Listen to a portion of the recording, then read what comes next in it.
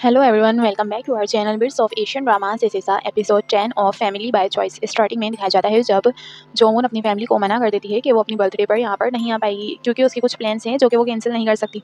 उसके father try तो करते हैं कि उसे मना लें, कहते हैं कि वो इतने दिनों बाद अपनी फैमिली के साथ इस तरीके से डिनर करेंगे, इसलिए उसे कुछ टाइम निकाल लेना चाहिए। जिस पर जोन कहती है कि हम लोग फैमिली हैं ही नहीं और मैं उस दिन बहुत ज़्यादा बिजी होंगी तो मैं नहीं आ सकूंगी, लेकिन आप चारों एंजॉय कीजिएगा। और ये सब बोलकर वो वहाँ से चली जाती है। हैजुन और सान्हा भी दोनों जोन के पीछे जाते हैं।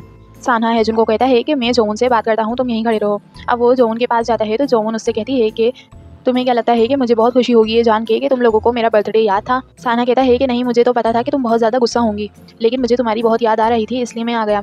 अब जोन कहती है कि मुझे और मेरे फादर और राजुशी को भी तो तुम्हारी याद आ रही थी ना, उसका क्या, ये सब तो पास्ट में था। अब वो हैजुन को भी अपने पास बुलाती है। उन दोनों के आने से मुझे कोई भी खुशी नहीं हुई है और मुझे नहीं पता है कि तुम लोग इतने सालों बाद क्यों आए हो, लेकिन जिसलिए भी आए हो मुझे इन मामलों से दूर रहो। और ये कह के वो वहाँ से चली जाती है।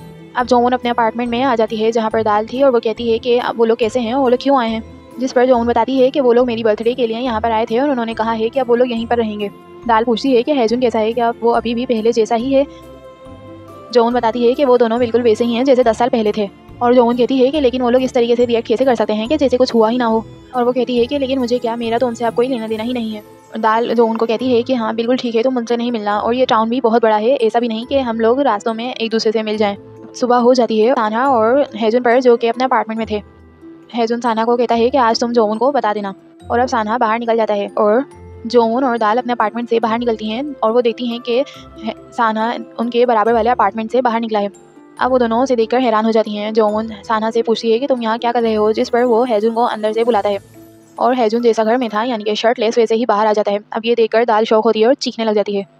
अब सान्हा तो कहता है कि मुझे काम के लिए लेट हो रहा है और वहाँ से चला जाता है। जोन जाती है हैजुन के पास और उससे पूछती है कि तुम्हें पता था ना हम लोग यहाँ रह रहे हैं, ये कोई कोइंसिडेंस नहीं हो सकता। और अभी हैजुन कोई जवाब नहीं देता, जिस पर दाल उसे कहती है कि अभी हमें लेट हो रहा है तो हम लोग अभी चलते हैं। जोन कहती है कि तुम्हें मेरे स्टोर का एड्रेस पता है ना, दोपहर में वहाँ पर आ जाना, और वहाँ से चले जाते हैं। अब सीन शिफ्ट होता है सान्हा पर जो कि जिसका आज फर्स्ट डे था और वो अभी डॉक्टर बन चुका है। वो अपना इंट्रोडक्शन देता है और वहाँ पर एक बैठा हुआ इंसान उसके लिए बहुत ज़्यादा खुश होता है और उसके लिए चीयर्स भी करता है। और वो कोई और नहीं बल्कि जुनू था जो कि जोन का बॉयफ्रेंड था। अब वो और जुनू दोनों बाहर निकल जाते हैं और उनसे मिलने वो लड़की भी आती है जो कि पहले हैजुन की एक्स गर्लफ्रेंड थी, जो कि हैजुन की गर्लफ्रेंड थी। वो भी एक डॉक्टर है और इसी हॉस्पिटल में काम करती है। अब सीन शिफ्ट होता है जोन की केक स्टोर पर जहाँ पे हैजुन आ चुका था। अब जोन उससे जाके पूछती है कि तुम लोग हमारे बराबर वाले घर में क्यों शिफ्ट हुए हो। हैजुन कहता है कि मैं चाहता हूँ तुम्हें और दाल को अच्छे से ट्रीट करूँ, इस वजह से मैं वहाँ पर शिफ्ट हुआ हूँ। जोन कहती है कि तुम्हें इसकी ज़रूरत नहीं है, इससे अच्छा है कि तुम घर पर ही चले जाओ, अपा के साथ अच्छे से रहो। वो कहता है कि मेरा पहले यही इरादा था और मैं ऐसा ही करूँगा, लेकिन मैं थोड़े दिनों के लिए यहाँ पर शिफ्ट हुआ हूँ क्योंकि मुझे कुछ काम करने हैं। जिस पर जोन कहती है कि सान्हा तो जॉब करता है, लेकिन तुम्हें मैं बता सकती हूँ कि तुम अनएम्प्लॉयड हो। हैजुन कहता है कि मेरे भी कुछ प्लान्स हैं, जब वो हो जाएंगे तो मैं तुम्हें बताऊंगा। अब जोन जाती है और अपना वॉलेट लेकर आती है, उसे अपना कार्ड देती है और कहती है कि अपने लिए अच्छे से स्नीकर्स खरीद लेना और इस तरीके से मत घूमना। अब हैजुन कहता है कि तुम मुझे ये सब इसलिए दे रही हो ना क्योंकि तुम्हें बुरा लगेगा जब लोग मुझे ब्रोक समझेंगे और समझेंगे कि मैं एक गरीब इंसान हूँ। अब उसी वक्त हैजुन को एक मैसेज आता है जिसमें लिखा था कि हमने आपके लिए प्रॉपर्टी ढूंढ दी है और आप अभी देखने के लिए आ सकते हैं। और वो ये मैसेज पढ़ते ही वहाँ से चला जाता है। अब रेस्टोरेंट का सीन दिखाया जाता है जहाँ पर सब लोग यही बातें कर रहे थे कि सान्हा तो एक डॉक्टर बन चुका है, लेकिन हैजुन ने अभी तक कुछ भी नहीं करा है और वो अनएम्प्लॉयड है। और ये बातें सुनकर सान्हा के फादर और जोन के फादर परेशान हो जाते हैं। अब सीन वापस से शिफ्ट होता है सान्हा पर जो कि जोनहू से जोन के बारे में पूछ रहा था। जोन बताता है कि पहले तो टीचर जोन के लिए बहुत ज़्यादा परेशान थी कि वो ग्रेजुएट करने के बाद क्या करेगी, लेकिन अब वो सबसे ज़्यादा सक्सेसफुल है हमारी क्लास में और उसका केक स्टोर भी स्ट्रीट पर बहुत ज़्यादा मशहूर है। अब सान्हा उससे जोन के बॉयफ्रेंड के बारे में पूछता है। अब जब सान्हा उसके बॉयफ्रेंड के बारे में पूछता है तो जुनहू कुछ बताने ही वाला था, लेकिन उसका कुलीग आता है और उसे कोई काम कहता है तो जुनहू को बिना बताए ही वहाँ से जाना पड़ता है। अब सीन वापस से रेस्टोरेंट में शिफ्ट होता है जहाँ पर अब सिर्फ जोन के फादर, सान्हा के फादर और सान्हा के फादर के कुलीग बैठे हुए थे। सान्हा के फादर के कुलीग सजेस्ट करते हैं कि आप ये रेस्टोरेंट बेचकर एक बड़ा सा रेस्टोरेंट खरीद लें और हैजुन को भी अपने साथ ही रख लें, वो भी आपके साथ ही काम कर लिया करेगा। और सान्हा के फादर को भी ये आइडिया अच्छा लगता है। वो कहते हैं कि उसको बाहर जाकर अर्निंग करने की ज़रूरत नहीं पड़ेगी, वो तुम्हारे साथ ही सब कुछ सीख लेगा। जिस पर उनके कुलीग कहते हैं कि आपके रेस्टोरेंट में से इतने पैसे तो नहीं आएंगे जिससे एक अच्छी दुकान खरीद सकें, क्या आप लोगों के पास कुछ सेविंग है। जिस पर वो दोनों सोचते हैं और कहते हैं कि हाँ हमारे पास सेविंग तो है। अब हैजुन को दिखाया जाता है जो कि उसी प्रॉपर्टी डीलर के पास आया हुआ था जिसका उसके बाद मैसेज आया था। अब वो प्रॉपर्टी डीलर हैजुन से कहता है कि ये स्टोर खुद चलाएंगे, जिस पर वो कहता है कि नहीं, ये मैं अपने लिए नहीं बल्कि अपने फादर के लिए बाय कर रहा हूँ। प्रॉपर्टी डीलर उनसे कहता है कि तुम तो बहुत अच्छे बेटे हो, और ये सुनकर हैजुन बहुत ज़्यादा खुश हो जाता है। अब सीन शिफ्ट होता है, जोन का स्टोर अब बंद हो चुका था, लेकिन अब वो कल के लिए प्रिपरेशन करने लगती है और ये सब करते करते उसे 10 बज जाते हैं। अब वो सब काम करके वो रेस्टोरेंट बंद करके बाहर निकलती है तो देखती है कि रेस्टोरेंट के बाहर सानहा बैठा हुआ है, और सानहा 7 बजे से ही वहाँ पर बैठा हुआ था। अब वो दोनों साथ ही घर जाने लगते हैं वॉक करके। अब वॉक करते करते उन लोगों का घर भी आ जाता है। जोन बोलती है कि तुम्हें नहीं जाना क्या, जिस पर सानहा कहता है कि नहीं, मैं थोड़ी और वॉक करूँगा। अब जोन ये सुनकर जा ही रही होती है कि सानहा उसे रोक कर उसे उसकी बर्थडे विश करता है और कहता है कि मैं बर्थडे के टाइम पर तुमसे नहीं मिल पाऊंगा, इसलिए पहले ही बर्थडे विश कर रहा हूँ। और जोन के जाते ही उसे एक कॉल आती है जो कि हॉस्पिटल से थी, और वो वापस से हॉस्पिटल चला जाता है। अब मॉर्निंग होती है और हैजुन जोन के अपार्टमेंट का डोर नॉक करता है, लेकिन दाल बाहर आती है और वो कहती है कि वो आज जल्दी ही चली गई है स्टोर पर, क्योंकि उसे केक बेक करने थे। फिर हैजुन दाल से कहता है कि तुम तो बिल्कुल वैसी हो जैसे 10 साल पहले थी, और वहाँ से चला जाता है। ये बात सुनकर दाल बहुत ज़्यादा परेशान हो जाती है और वापस से घर में जाकर अपने आप को मिरर में देखती है और कहती है कि मैं बिल्कुल भी 10 साल पहले जैसी नहीं लगती, मेरे तो हेयर्स भी बिल्कुल अलग हैं और मैं बहुत प्रोफेशनल लगती हूँ। अब सीन शिफ्ट होता है सानहा की मदर पर, जो कि सानहा को ही कॉल कर रही थी, लेकिन उसी टाइम पर वहाँ पर सोई आ जाती है और वो कहती है आप वापस से सानहा को कॉल कर रही हैं, वो अभी वेकेशन पे है और आपने कहा था कि आप उसे तंग नहीं करेंगी। जिस पर सानहा की मदर कहती हैं कि वो कोई वेकेशन पर नहीं गया है, बल्कि अपना सामान लेकर चला गया है। तुम क्या करोगी अगर वो वहीं पर रहना शुरू हो गया और वापस आया ही नहीं। सोई कहती है कि जो भी हो आप उससे अभी कांटेक्ट मत करें, और फिर वो वहाँ से चली जाती है। अब वो चारों लंच पर जोन का वेट कर रहे थे और उन लोगों को लग रहा था कि वो नहीं आएंगी। सानहा और हैजुन ट्राई भी करते हैं कॉल करने का, लेकिन वो कॉल रिसीव नहीं करती। लेकिन थोड़ी देर बाद वो खुद ही घर पे आ जाती है लंच पर।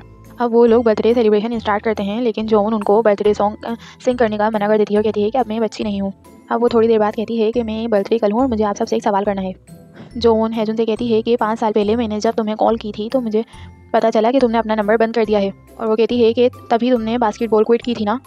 और उन सबको छोड़ो, तुम्हें पता भी है मेरे फादर कितने परेशान हो गए थे क्योंकि तुम कॉल्स रिसीव नहीं कर रहे थे, तो मेरे फादर को तुम्हारे फादर को कॉल करनी पड़ी थी, और तुम्हारे फादर ने मेरे फादर से कहा था कि अब वो कॉल ना करें क्योंकि हैजुन सारे रिश्ते तोड़कर आ गया है। और हैजुन ये सब बातें सुनकर बहुत ज़्यादा हैरान होता है और कहता है कि ये सब मुझे नहीं मालूम था।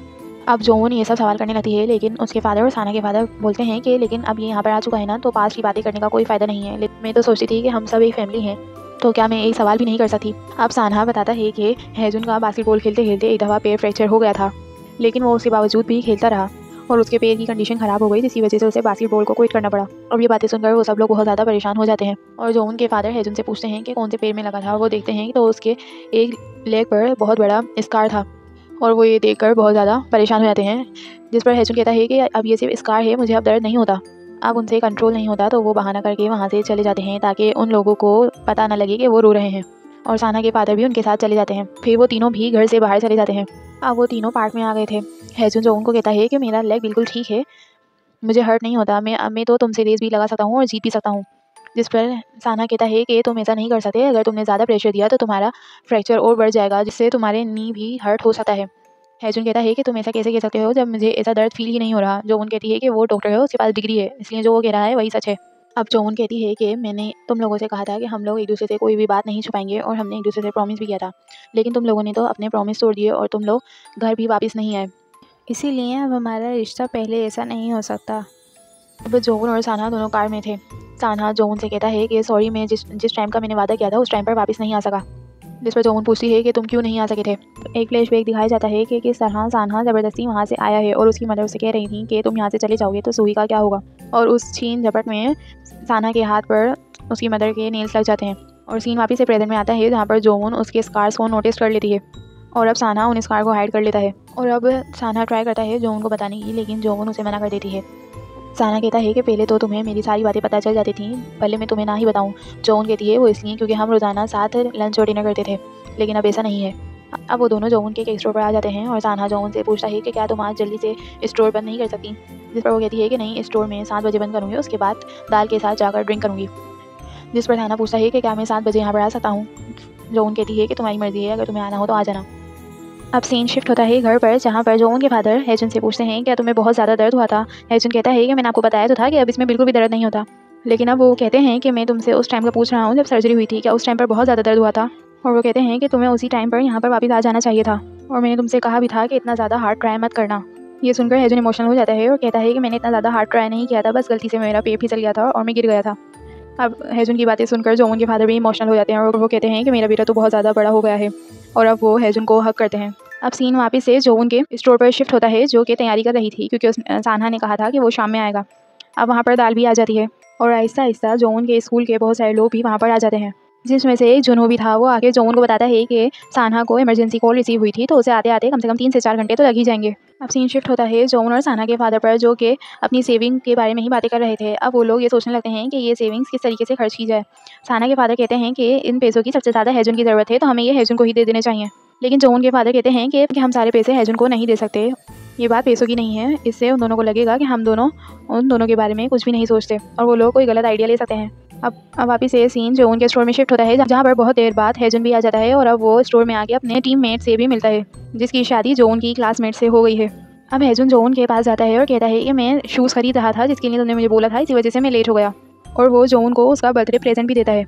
अब सानहा को दिखाया जाता है, जो कि बहुत बिजी होने की वजह से पार्टी अटेंड ही नहीं कर पाया था, और अब वो सब लोग भी वहाँ से चले जाते हैं। जाते जाते जोनहो बताता है कि वो लेट हो सकता है, क्योंकि उसे इमरजेंसी कॉल आई थी और ये सब काम बहुत ज़्यादा टायरिंग होता है। और वो बताता है कि कल भी उसे बहुत सारी इमरजेंसीज मिली थी, इस वजह से वो कल भी बहुत ज़्यादा थक गया था।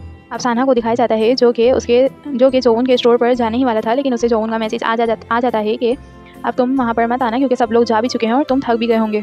और वो उसका बर्थडे प्रेजेंट उसके गेट के बाहर ही रखकर वहाँ से चला जाता है। सुबह हो जाती है और जोन को अपना बर्थडे प्रेजेंट भी मिल जाता है और उसे वो इयररिंग्स बहुत ज़्यादा पसंद भी आती हैं। अब सानहा जोन को मैसेज पर पूछता है कि क्या आज तुम फ्री हो तो हम लोग डिनर पे चलें, जिस पर जोन कहती है कि आज नहीं, कभी और, क्योंकि आज मैं थोड़ा बिजी हूँ। वो कमरे में जुनहो भी आ जाता है और वो सानहा को बताता है कि रात को मैंने जब तुम्हारे बारे में जोन को बताया कि तुम बहुत थक गए हो, तो वो बहुत परेशान हो गई थी। और अब वो कहता है कि आप मेरी जोन के साथ बात करवा दें, मैं आपके साथ बहुत अच्छे से रहूँगा। और वो कहता है कि वो लड़का जोन के लिए बिल्कुल भी अच्छा नहीं है। सानहा पूछता है कि वो लड़का कौन, तो जिस पे जोनहो बताता है कि वो मेरी क्लास में ही था और आज वो शायद जोन के साथ डिनर पे भी जाना चाहता है, जिससे सानहा को पता चल जाता है कि जोन आज बिजी क्यों है और उसने डिनर का मना क्यों किया, क्योंकि वो आज उस लड़के के साथ डिनर पर जाने वाली है। और अब ये सब बातें सुनकर सानहा बहुत ज़्यादा जेलस हो जाता है। सीन शिफ्ट होता है जोन पर, जो कि बहुत ज़्यादा एम्बेरेस्ड खड़ी हुई थी। फिर फ्लैशबैक दिखाया जाता है कल रात का, जहाँ पर दाल ड्रंक हो गई थी और वो हेजुन को कहती है कि मैं बिल्कुल भी पहले जैसी नहीं दिखती, मैं तो बहुत ज़्यादा चेंज हो गई हूँ, मेरे बाल भी बहुत ज़्यादा चेंज हो गए हैं। और वो ये भी कहती है कि उस पर आते जाता हर लड़का लाइन मारता है। हेजुन को कहती है कि अपोलॉजी के तौर पर तो मुझे कल हैंगओवर सूप पिला देना। अब सीन वापस से प्रेजेंट में आता है, जहाँ पर दाल के पास अब हेजुन भी आ गया था और वो दोनों रेस्टोरेंट में जाकर सूप पीने लगते हैं।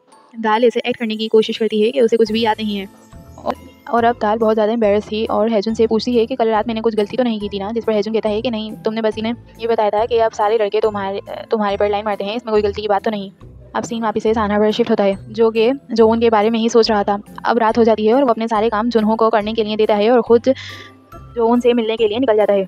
उसे वहाँ पर जोन भी मिल जाती है। सानहा जोन को कहता है कि मुझे भूख लग रही है, जिस पर जोन कहती है कि तुम डैड के साथ जाके खा लो, मैंने तुम्हें कहा था ना कि आज मेरे प्लान्स हैं। वो ये बोलकर वहाँ से जाने लगती है, जिस पर सानहा उसे रोकता है और कहता है कि यहाँ से मत जाओ। और वो ये सुनकर ऑकवर्ड हो जाती है और वो पूछती है कि क्या हुआ है, जिस पर वो बताता है कि वो जोन को पसंद करता है। और यहीं से एपिसोड 10 खत्म हो जाता है। So if you like the explanation, please like the video and subscribe our channel. It will motivate us to explain more Asian dramas. And till the next video, good